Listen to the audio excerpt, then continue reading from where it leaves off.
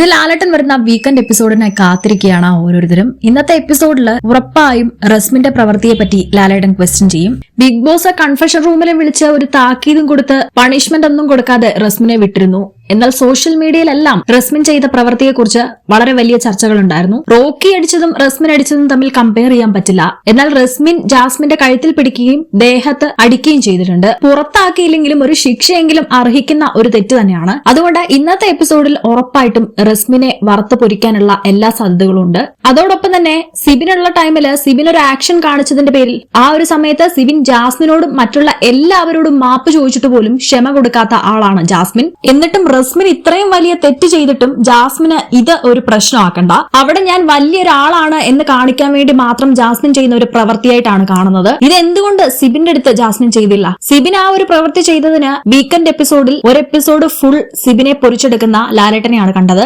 എന്തായാലും റസ്മിൻ ചെയ്ത തെറ്റ് എഴുതിത്തള്ളാൻ പറ്റില്ല. അത് ഉറപ്പായിട്ടും ശിക്ഷ അർഹിക്കുന്നുണ്ട്. ജാസ്മിൻ ക്ഷമിച്ചു എന്ന് പറഞ്ഞ് ബിഗ് ബോസിനോ ലാലേട്ടനോ അത് വെറുതെ വിടാൻ പറ്റില്ല. അങ്ങനെയാണെങ്കിൽ റോക്കിയുടെ കാര്യത്തിൽ സിജോയും അത് ക്ഷമിച്ചതാണ്. അതുകൊണ്ട് തന്നെ ഒരാൾ ക്ഷമിച്ചു എന്ന് പറഞ്ഞ് മറ്റൊരാൾ ചെയ്ത തെറ്റല്ലാതാവുന്നില്ല. റസ്മിൻ ഏതായാലും എലിമിനേഷനിൽ ഇല്ലാത്തത് കൊണ്ട് തന്നെ ഈ വീക്ക് റസ്മിൻ പോവില്ല. റസ്മിന് ലാലേട്ടന് ശിക്ഷ കൊടുക്കാനുള്ള എല്ലാ അധികാരവും ഉണ്ട്. അതുകൊണ്ട് തന്നെ ലാലേട്ടൻ ചിലപ്പോൾ റസ്മിനെ ഡയറക്റ്റ് ഈ വീക്ക് നോമിനേഷന് ഇടാൻ സാധ്യതയുണ്ട്. അതുപോലെ തന്നെ പവർ റൂമിലേക്കുള്ള യോഗ്യതയിൽ റസ്മിന് പങ്കെടുക്കാൻ പറ്റില്ല എന്ന് പറയാനും സാധ്യതയുണ്ട്. എന്തായാലും റസ്മിൻ ചെയ്ത തെറ്റിനുള്ള ശിക്ഷ റസ്മിന് കൊടുത്തേ പറ്റൂ. നിങ്ങളുടെ അഭിപ്രായം കമന്റ് ചെയ്യൂ. കൂടുതൽ അപ്ഡേറ്റ്സിനായി സബ്സ്ക്രൈബ് ചെയ്യൂ.